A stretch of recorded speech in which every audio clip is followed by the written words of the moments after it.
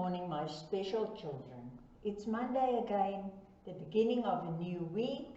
I hope you had a lovely weekend. Today, we're going to do a bit of life skills. So I'm going to tell you the story of a heroine, Rachel the Bear.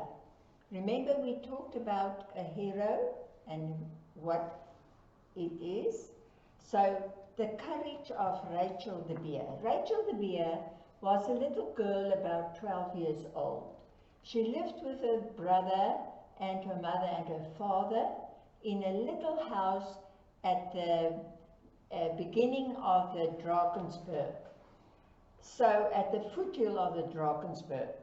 So one day, it was in the winter, and children, you know how cold the winter is. There in the Drakensberg, it's much colder than it is here now.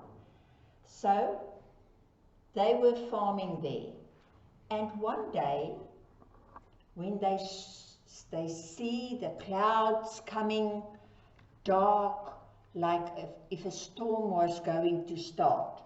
So the father called the workers, and they had to go and look for the sheep and the cattle and the goats. So Herman de Beer called these laborers, and they want to bring the animals into the shelter. Rachel took her little brother. He was much smaller than her, and she said they want to go and help the family to look for the lost calf. There was a lost calf. So they ran quickly, and they were calling and calling, and they were straining their ears to hear if they can't hear the bleat of the calf. But only the dark bushes flapped at them, and the falling snow wiped out all the farmers, the landmarks that could have left. So they were walking, and the snow were falling now, and it's getting dark, and it's getting cold. And what happened? Rachel and her little brother lost the way to the house.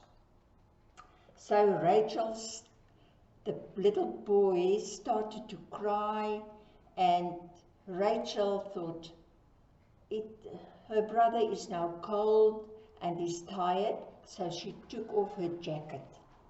She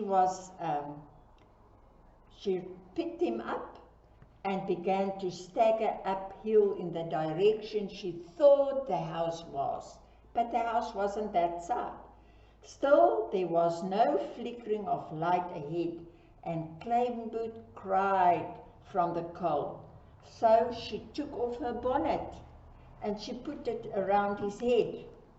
But the driving sleet, the snow, it becomes ice, and it makes them wet. So their skin are getting wet, soaked. And so again Rachel stopped and took off her dress, binding it tightly around him. For a while the crying stopped, and Rachel stumbled on, dazed with the cold.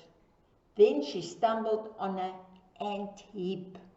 Now you all know what is an ant heap. I'm sure you've all seen an ant heap.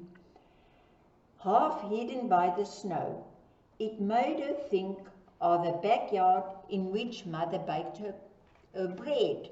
In the olden days, remember this story happened about 100 years ago, children.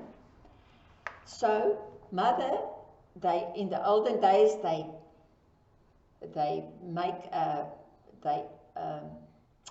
take out the clay from the ant heap, they make a fire in there, and then they bake their bread in there. So she was thinking about the ant heap that Mother got there at home to bake the bread in.